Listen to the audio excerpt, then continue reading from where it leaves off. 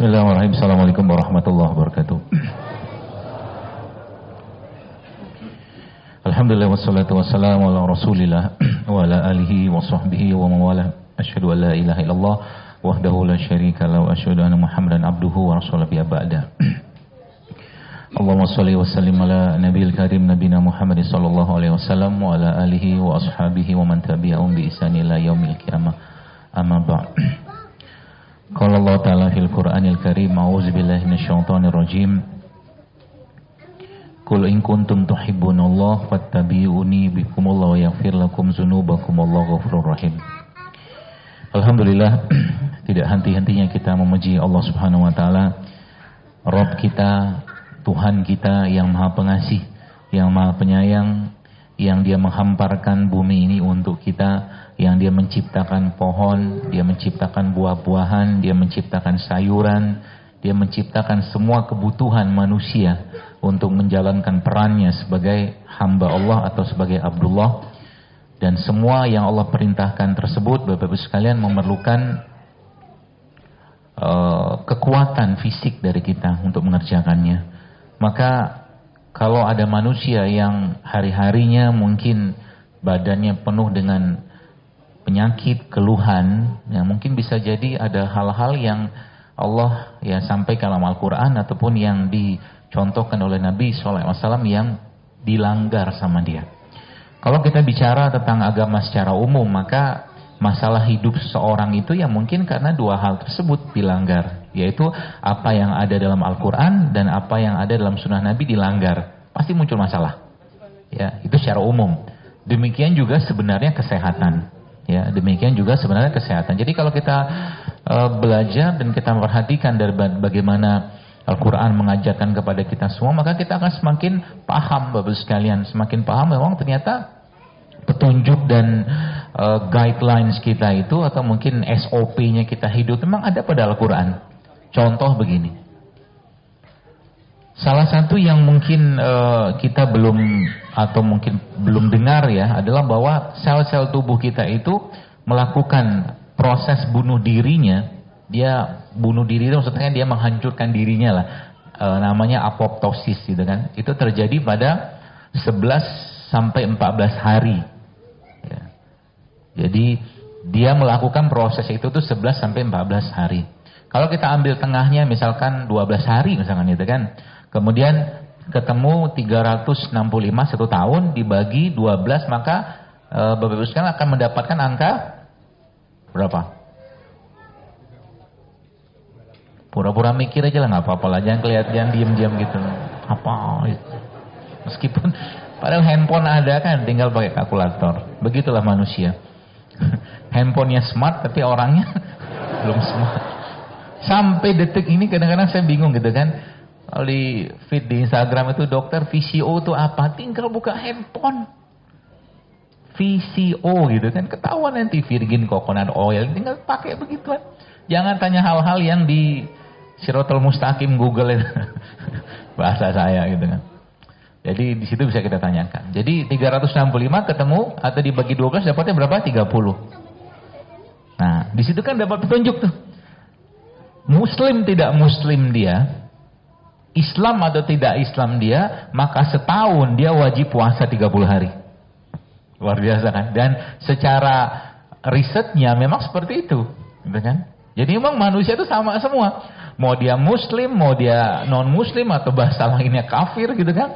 Dia harus ikutin petunjuk Quran untuk hidup sehat. Ya, karena Al-Quran memberikan petunjuk yang sangat jelas gitu kan? Coba kita lihat dulu sekalian. Kalau Anda, sering saya sampaikan, kalau kita diberi pilihan untuk makan sama tidak makan, pilih yang mana? Pilih yang makan kan? Saya pun pilih yang makan. Ya. Tapi apa itunya kita? Apa tuh namanya? Menangnya kita kalau seandainya kita, kenapa kita pengen ada sensasi makan itu? Kenapa kita pengen makan? Karena kita ada nafsu. Ya kan? Malaikat nggak makan karena nggak ada nafsu. Kan gitu. Maka yang menang siapa? Yang bisa memenangkan hawa nafsunya. Kan gitu. Anda yang datang ke sini tadi misalkan dalam perjalanan Lihat ada yang jual bubur ayam, lontong gitu kan. Apalagi nasi uduk. Bapak Ibu sekalian ngerti nggak atau tahu nggak? Coba saya tanya dulu nih. Kira-kira makanan-makanan tadi itu ya, itu kategorinya makanan sangat sehat, makanan sehat, atau makanan kurang sehat, atau makanan tidak sehat? Hah? Duh, saya tanya dulu, kuesioner dulu kan, ngetes gitu kan. Kurang sehat, apa? Saya pilihannya dua aja. Sangat sehat atau tidak sehat? Nggak usah bahasa enaknya. Nggak usah bahasa enaknya. Sehat nggak? Udah sepakat nggak ya? Sepakat nggak? Jangan sedih gitulah. Sepakat, kita bilang itu nggak sehat. Kenapa dimakan? Nafsu. Kan nafsu kan? Maka kalau bisa menahan hawa nafsunya, manusia itu susah dikendalikan hawa nafsunya kan? Maka tadi saya katakan tadi, kalau kita lihat bagaimana Allah menjelaskan dengan Masya Allah sekalian, Allah maha baik. Karena kita lebih senang makan, ya bawaannya nafsu kayak begitu. Akhirnya apa? Akhirnya kita diwajibin tidak makan. Coba. Supaya apa? Jadi puasa tuh, kalau bagi saya, puasa itu sebenarnya bukan ibadah fisik sebenarnya. Puasa itu adalah ibadah menahan hawa nafsu kan gitu kan? Dan lihat. Wadah.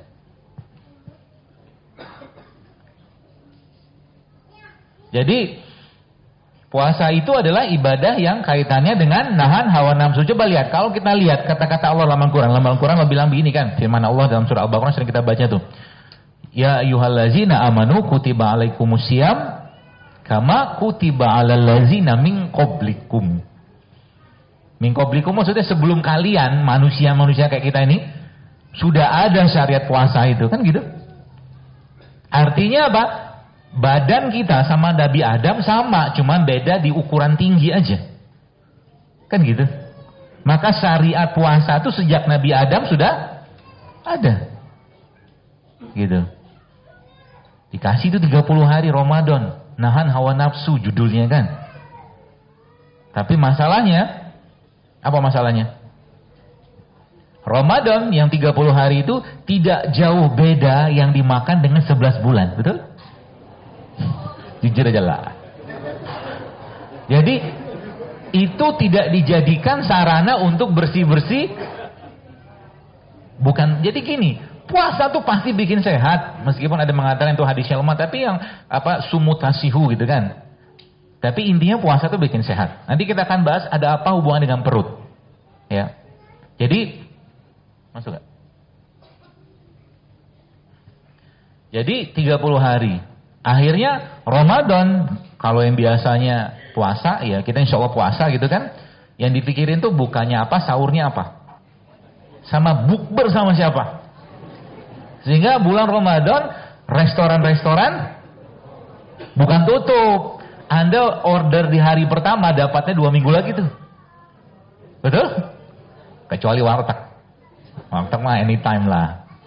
Gitu kan? Dan buka sama bukanya terutama nggak jauh beda.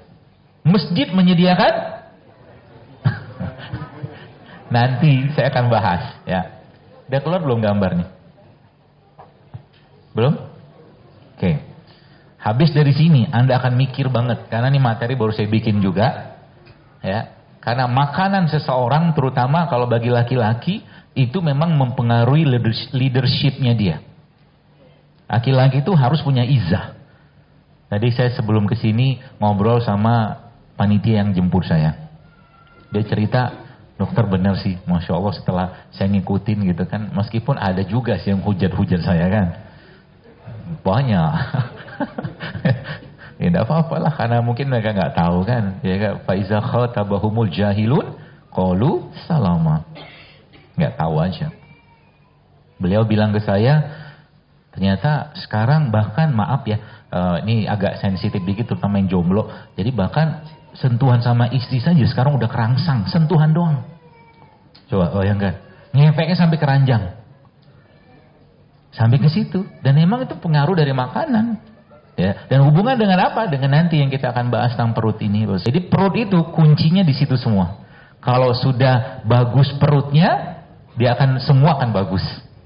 Ya, tapi kita lagi saya sampaikan, kita harus paham kan. Pahamnya itu maksudnya yang bikin masalah di perut itu apa? Ya.